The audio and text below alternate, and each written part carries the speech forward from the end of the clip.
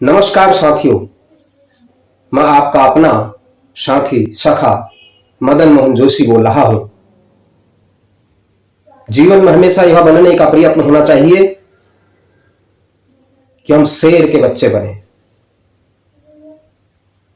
बच्चों की परवरिश तो कुत्ता भी करता है, बच्चों की परवरिश शेर भी करता है।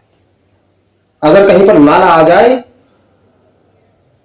और शेर का बच्चा कहीं फंस जाए तो शेर वहीं से धार मारता है, या तो अपने बच्चे को पार करता है या कहने के लिए करता है, या उसको उसी हालत में छोड़ देता है, या वहां से वो संघर्ष करके आगे बढ़ता है। इस प्रकार हमें शेर जैसा उदाहरण बनना है। जिस भवसागर में, जिस महासागर में हम कूद गए, उस महासागर में तैर करके ही पार जाना है। या तो आर होगा या पार होगा।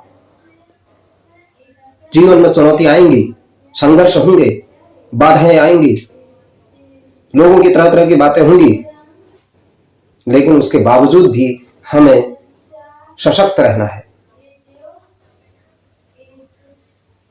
बड़े बड़े भवन होते हैं, अयोध्या का राम मंदिर बन रहा, उसकी भी गहरी नींव बन रही है। इस दुनिया में बड़ी बड़ी इमारतें हैं जो बहुत बड़े अपने दुनिया के आश्चर्य हैं। बड़े बड़े प्राचीन हमारी विरासत है, हमारी धरोहर है। सोमनाथ का मंदिर है, काशी विश्वनाथ है, तेजो महालय अर्थात जो इसको हम पुराने शिव मंदिर के नाम से जानते हैं, ताजमहल है।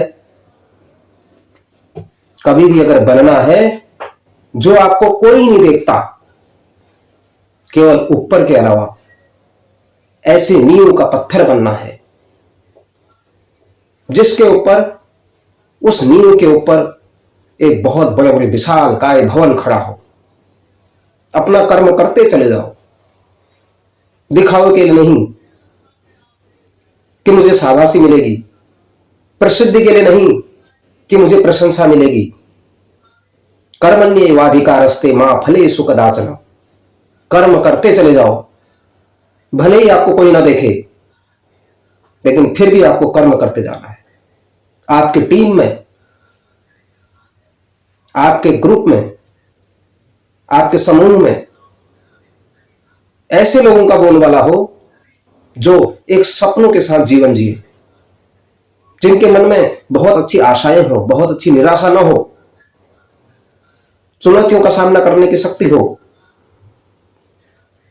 ऐसा महान बनना चाहिए। लोगों की प्रशंसा के लिए नहीं, निंदा के लिए भी नहीं, लोग क्या सोचेंगे ऐसा भी नहीं सोचना है। हम किसी व्यापार में हैं, या किसी उद्योग में हैं, या किसी बिजनेस में हैं, हमें अपने व्यापार में अगर तरक्की करनी है तो हमें ऐसे मर्सिडीज, जैक्वार, BMW जैसे कार में आने जाने वाले लोग तैयार कर रहे होंगे कि एक साइकिल से आने वाले लोग, हमें किस प्रकार के लोग चाहिए, हमें किस प्रकार से उन्नति करनी है। हमें इस प्रकार का ऑडिटर, इस प्रकार का निरीक्षक बनना है कि लोग हमारी खूब निंदा करेंगे,